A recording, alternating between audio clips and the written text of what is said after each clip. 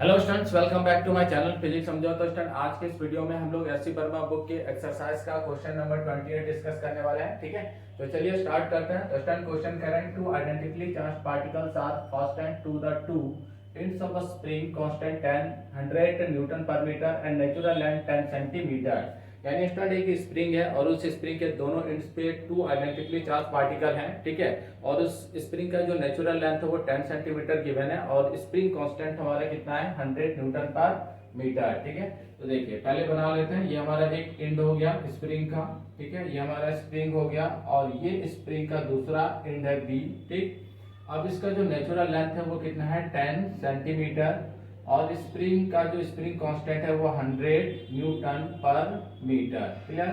The system rest on a smooth horizontal table. अब ये जो पूरा सिस्टम है वो एक स्मूथ हॉरिजॉन्टल टेबल में रखा गया है। ठीक है, if the charge on each particle is 2 × 10 to the power -8 coulomb. अब देखिए यहाँ पे जो चार्ज है उसका मैग्नीट्यूड कितना है 2 × 10 टू द पावर -8 कूलम और इसका भी 2 × 10 to the power -8 coulomb. Clear.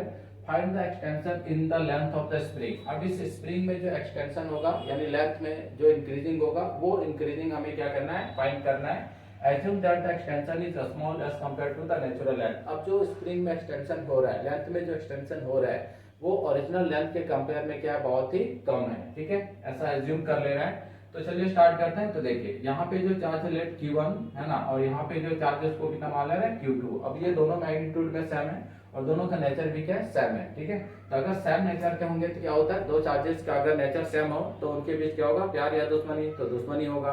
तो वो दोनों एक दूसरे को क्या करेगा दूर भगाएगा, है ना। मतलब ए बी पे जो फोर्स लगाएगा वो इधर लगाएगा Fe और बी ए पे जो फोर्स लगाएगा उसका डायरेक्शन कुछ इधर होगा। क्लियर है।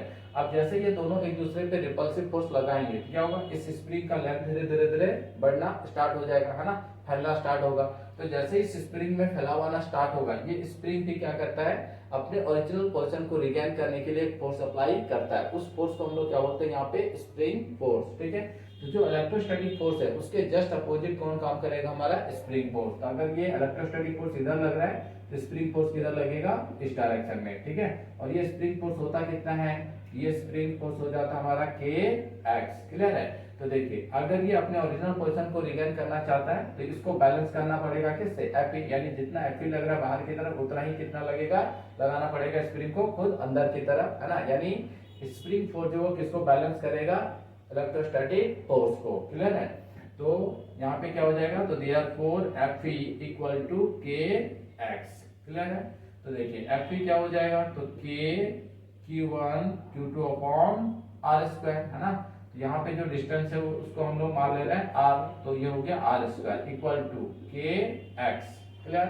हमें क्या फाइंड करना है x का वैल्यू निकालना है। तो देखिए यहाँ पे क्या हो जाएगा K या वैल्यू लिख देते हैं, है ना। K का 9 × 10 टू द पावर 9 इंटू 4 दोनों का मैग्नीट्यूड सेम है तो 2 × 10 टू द पावर -8 का होल स्क्वायर अपॉन R²। तो डिस्टेंस कितना है 10 सेंटीमीटर, तो मीटर में लिखेंगे तो 10 × 10 टू द पावर -2 का होल स्क्वायर = Kx। ठीक है, तो 9 × 10 टू द पावर 9 इंटू 2 का square 4 into 10 to the power -16 upon 10 का स्क्वायर कर देंगे 100 into 10 to the power -4 = K। K का वैल्यू हमें गिवन है 100, है ना। तो यहाँ पे हो जाएगा 10 to the power 2x। Clear. तो देयरफॉर x = ये नीचे आ जाएगा तो देखिए 9 का 4 से करेंगे 36 इंटू 10 टू द पावर, अब देखिए यहाँ पे 16 है ना, और यहाँ पे क्या है 9 है तो -16 में +9 कर देंगे तो क्या मिलेगा -7।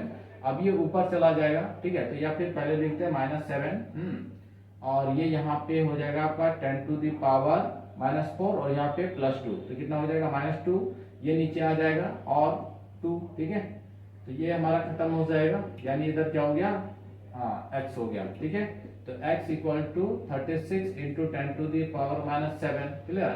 तो therefore x = 3.6 into 10 to the power -6। अब ये एक्सटेंशन है लेंथ में तो ये क्या हो जाएगा मीटर हो जाएगा।